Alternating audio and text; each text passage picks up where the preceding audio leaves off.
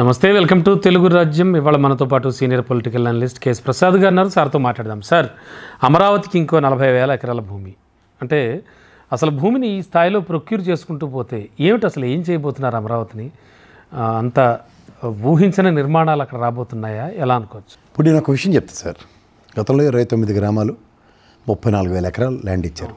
తర్వాత ఈ మూలికల రాజుది, లింగంనేనోడిది, ఇవన్నీ గెస్ట్ హౌస్లు కలిపి అవన్నీ 50,000 ఎకరాలు. ఒక 5 సంవత్సరాలు జగన్మోహన్ రెడ్డి ఆయనలో ఒక్క అడుగు ముందుకు పడలే. రెండోది, మీకు ఆ 34,000 ఎకరాల్లో నవనగరాలు అన్నారు. దానికి ఎయిమ్స్ హాస్పిటల్ వచ్చింది కాబట్టి అక్కడ ఇంకొక 15 మెడికల్ హాస్పిటల్ వచ్చాయి.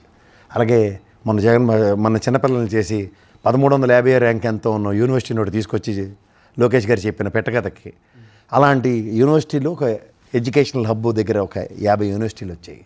అలాగే నెక్స్ట్ ఇన్ఫోసిస్ ఒకటి చూడండి, ఇక్కడ భువనగిరికి వెళ్ళి తోలో పెట్టినట్టు కొత్త బ్రాంచ్. అలాగే హైటెక్ సిటీ సైబరాబాద్లో 2-3 బ్రాంచ్లు ఉన్నట్టు అలా సైబరాబాద్ విస్తరణలు జరిగినట్టు అక్కడ జరిగిపోతుంది. లేకపోతే హోటల్ ఇండస్ట్రీ రాడిసన్ బ్లూ వాడితో పాటు ట్రైడెంట్ వాడు కూడా వచ్చాడు. ఐటీసీ వాళ్ళు కూడా మొత్తం హోటల్ ఇండస్ట్రీలన్నీ అక్కడే ఎక్వైర్ చేసి ఈ నవనగరాల్లో మొత్తం అమరావతి అంతా తెరబడిపోయింది.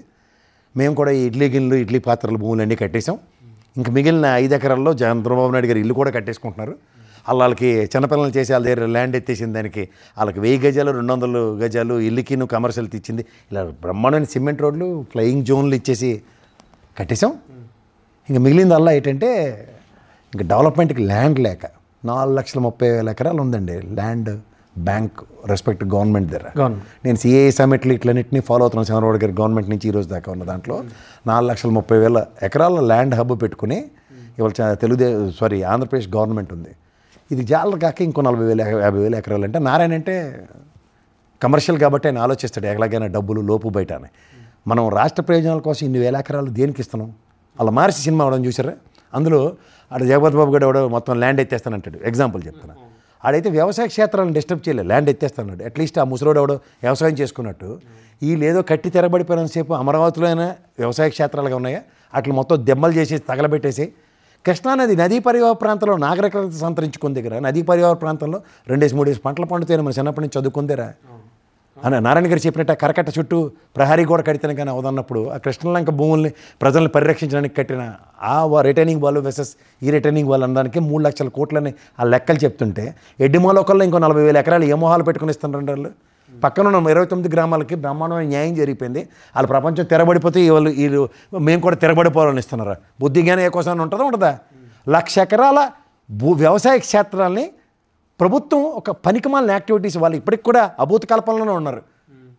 దీనికోసం వినియోగిస్తారంటే రాజధాని నిర్మాణం పనికిమాలిన యాక్టివిటీయా? అలా కాదండి, రాజధాని నిర్మాణం పనికిమాలిన యాక్టివిటీ నేను చెప్పట్లే. నవనగరాల కాన్సెప్ట్ డైల్యూట్ అయిపోయి విచ్ ఈజ్ నాట్ హ్యాపెనింగ్ అన్న దగ్గర పనికిమాలిన యాక్టివిటీ కాక ఇప్పుడు సైబరాబాద్ నిర్మాణం ఉంది. నిన్న ఇక్కడ భూములు 400 ఎకరాల ఐఎంజీ భూములు అదేంటంటే యూనివర్సిటీ భూములు అడిగితేనే ప్రభుత్వ వ్యతిరేకత ఎలాగో సంతరించుకుందో గమనించట్లేదా? వీళ్ళకి కనీసం ఇది కూడా లేదా? మొన్న రాష్ట్రం విడిపోయేదాకా కలిసే ఉన్నాం కదా. ప్రజల్లోంచి ఏం స్పందన వస్తున్నట్లు వాళ్ళు మంటిపోకడం పోవాలండి. అవి వాటికి చలనం అన్నది ఉండదు. ఎక్స్పెక్ట్ చేయడం చాలా తప్పది. వాళ్ళతో పాటు మేము పోవాలని ఆలోచించుకో. సాధారణంగా నేను ఏమనుకునేవాడిని అంటే అలా చూడ రామ్ చరణ్ సినిమా ఒకటి ఉంటుంది, ఆడు మిస్ అయిపోతున్నాడు ఆయన కూడా పిలిచి కొడితే సంతోషిద్దాం అన్న బ్యాచ్ అనుకుంటాను నేను. కానీ వాళ్ళు దెబ్బలు తిన్నోళ్ళు కూడా వీళ్ళు పోని ప్రవోక్ చేశారే మేము బ్రహ్మాండంగా ఉన్నామని కాదు, మేము కూడా ఆ నిప్పుల్లో చేయడతాం అనుకుంటే వాళ్ళని ఏమనాలో నాకు అర్థం కావట్లేదు. మాయలో పడిపోయారా రైతులంతా? పడలే, అసలు ఎక్కడ ఎక్వైర్ చేస్తారో గమనించమనండి, వాళ్ళు ఒళ్ళు దగ్గర పెట్టుకుని ఉండమనండి. అంతే. ఈజ్ ఇట్ ప్రాక్టికలీ ఏదైనా ఒక యాక్టివిటీ ఇంత huge activities are taking place in Hyderabad అండి. ఒక రియల్ ఎస్టేట్ కానీ సాఫ్ట్వేర్ రంగం కానీ అక్కడే డిసెంట్ తెలియజేస్తున్నారు ఓ 400 ఎకరాలకి. అలాంటిది ఏ ప్రాతిపదిక మీద 40,000 ఎకరాల పైచీలకి ఇస్తున్నారండి? ఓవరాల్గా 1,00,000 ఎకరాల వ్యవసాయ కమతాలు వ్యవసాయ యోగ్యం కాకుండా పోతున్నాయంటే దౌర్భాగ్యం మనకి ఏమనాలండి? మరి గ్రీన్ ట్రిబ్యునల్స్ అవి ఇవి ఏం ఆలోచిస్తున్నాయి ఏమోనండి, నాకు తెలియదు. అలా అప్పుడైతే వైఎస్ఆర్సీపీ జనసేన పార్టీలో ఆ బోడిశెట్టి సత్యనారాయణ ఉండేవాడు, అంటే కేసులు వేసేవాడు. ఆయన ఇక్కడ ఏమైనా నిద్రలేస్తే బాగుంది అట్లీస్ట్, లేకపోతే కూటమి ప్రభుత్వాన్ని భజన చేస్తుండేమో నాకు తెలియదు. మరి ఎందుకంటే these are all irrelevant activities. I'm strict to my gun. అసలు జనరల్గా ఎన్ని ఎకరాలు అయితే సరిపోతుంది సార్? దానికి ఆశకి అంతులేనట్టు నీ కళల సోదరుని నేను కట్టాలంటే ఆశకి ఎప్పటికీ మనం ప్యారడై చేయలేము సార్. సో నేనే మారాలి. మీరు మారట్లే కదా. వీళ్ళు ఆల్రెడీ 29 గ్రామాలలో వాళ్ళు సవాళ్ళు చచ్చున్నారు 10 ఏళ్ళు బట్టి. అవును. కళ్ళ ముందు కనబడుతున్నా సరే ఇంకా ప్రొవకేషన్ ఏంటంటే నాకు అర్థం కావట్లే.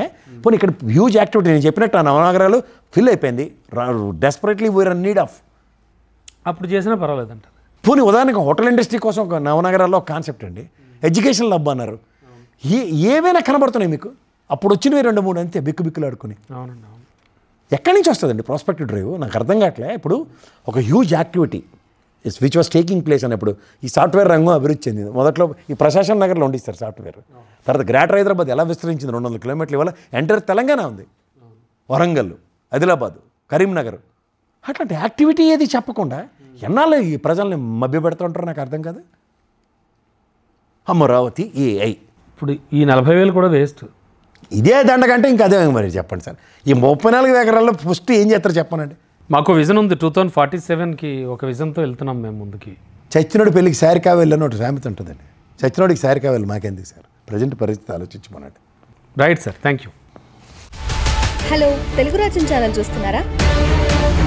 సామాజిక రాజకీయ జీవన చిత్రణే తెలుగు రాజ్యం. అతిశయోక్తులు అసత్యాలు ఉండవు. రాజకీయ కోణం కాదు, ప్రజా కోణమే కొలబద్ద. తెలుగు రాజ్యం వీక్షణ మీ ఉత్తమ అభిరుచికి నిదర్శనం.